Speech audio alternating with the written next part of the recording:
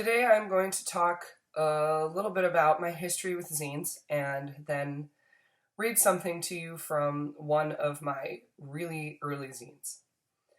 So, I first did a zine in 1994, the first issue of Chocolate Pizza.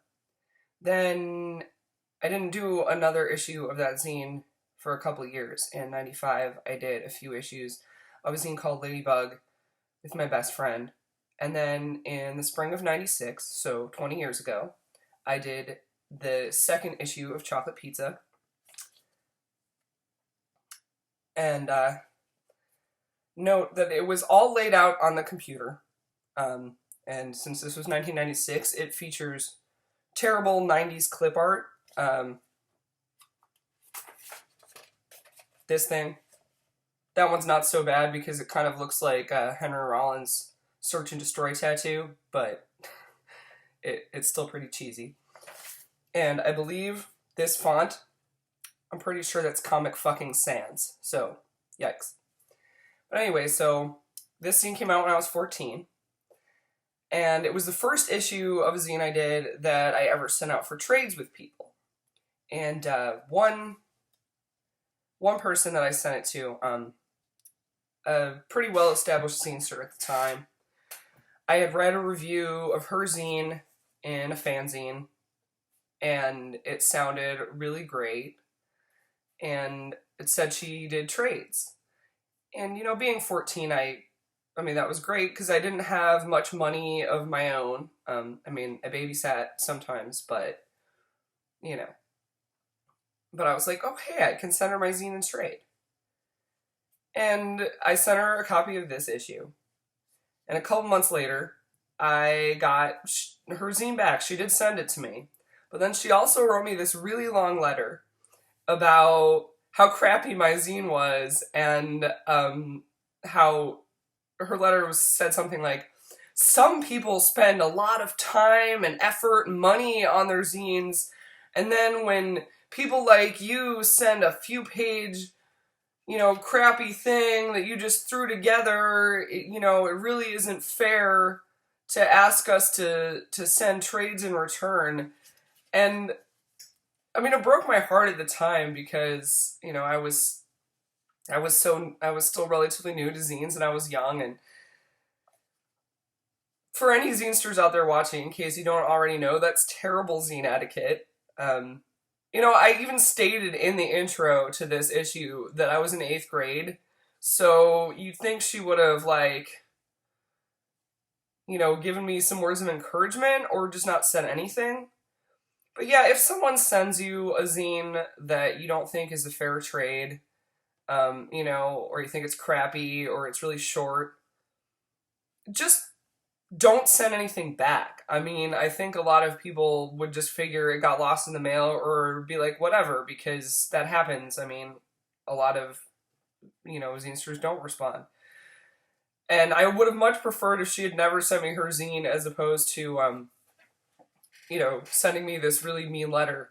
Don't send mean letters to young zinesters. Fortunately, though, I didn't let it discourage me. And 20 years later, I'm still making zines, and as far as I know, she no longer is. So, what are you going to do? But, now I will give you a dramatic reading of the introduction to this issue, which I titled Diary. Ah, summer. I just can't wait.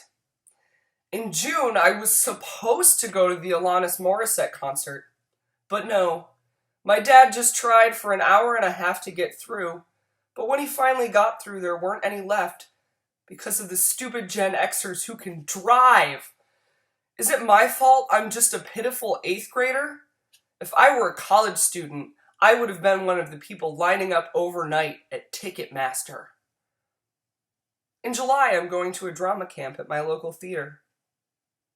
In August, my bestest friend is coming to visit, and we are going to Door County, which is the most slinkster cool place ever. Then there was the whole rest of the summer, full of day trips, being online, seeing friends, playing baseball and basketball, riding my bike, writing, being a girl, taking guitar lessons, making cool stuff, reading, and trying to get my parents to let me get my hair dyed blue. About school next year. I'm not sure if I'll be going back.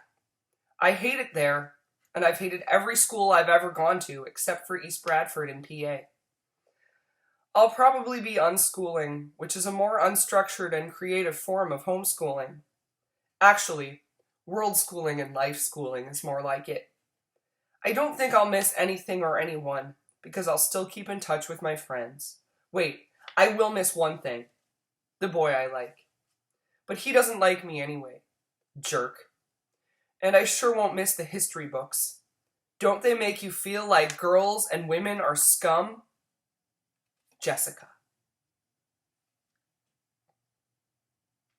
I could let that stand alone, but I actually have to comment on some of these things because it's epic.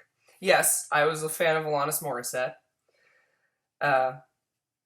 Obviously, I was also a fan of Francesca Lita Block, hence the use of Slingster Cool, which, when flipping through the zine, I used the term Slingster Cool, like, on every page, almost.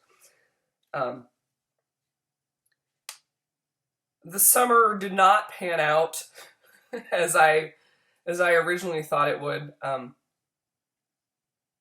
My parents actually did concede to letting me try to dye my hair blue, but they would only let me use this like really crappy temporary hair dye, and it didn't take, because it was crappy hair dye. I didn't bleach my hair first, and all it really did was tint the ends of my hair like a weird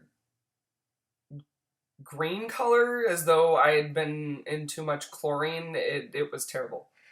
And I did take guitar lessons and, write and do some other things this summer, but my life kind of took a different direction that summer. I had known for a couple years that I was interested in girls as well as boys, but that summer was when I fully realized the extent of my queerness. So I spent most of the summer like freaking out about, girls I was into, and that was also the summer I kind of turned